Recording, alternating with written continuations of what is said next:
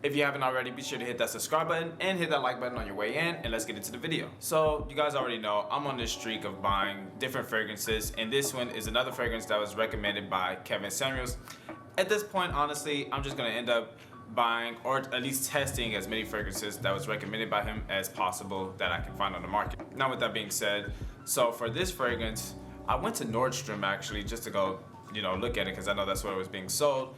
And before this point, I've never touched anything Tom Ford related. All I knew about Tom Ford is that it was a song by Jay-Z and it's also like a brand, expensive brand.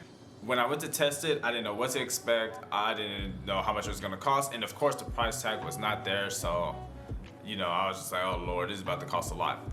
But yeah, I tested on the testing strip, gave it the first spray, and I smelled it and I was like, I was taken back. I didn't know what to expect. It was completely different from what I've, smelled thus far. And so gave it a minute and then smelled it again. And off the bat, I knew I wanted it. It was just another one of those fragrances that I just smelled. I was like, dang, it's just different. It gave me that Le Labo feel. When I first smelled Santal 33, I just knew I wanted it. Now, unfortunately for the 50 ml, I'm pretty sure it was like $295, and that's a lot. That's a lot of money for anything. That's a lot of money.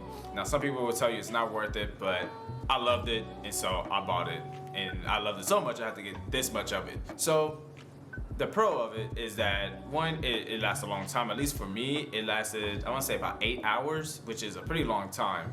And again, it's just one of those scents that's very unique, and you will be able to tell it's oud wood if you smelled it before. So I have no doubt about this one. This is like one of those scents I'll be wearing more often come later in the year. Now, as for the projection, I do one spray on each wrist, one behind each ear, and then one directly on the back of my neck, or in that area at least. And I think that gives you a good scent bubble all around. And that works for most of my scents because most of my scents are just a little bit on the weaker side because I have mainly EDTs and a few of the EDPs, but mainly EDTs. So it just does well for those type of scents. Now, unfortunately for this one, this is the Eau de Parfum, and it doesn't even project that much, at least when I first wore it. I maybe have to do more, but I'd like to stick to my 5. And that may just be because I was in more of an open area, or I don't know what. But with that being said, I think this is more of a scent for the colder months. Now, it's still kind of hot. It's actually pretty hot.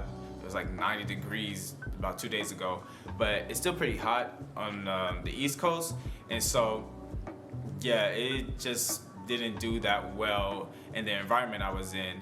Now, it does stay for a long time still, but just in terms of projection, people won't really get that smell, or like they won't get that scent.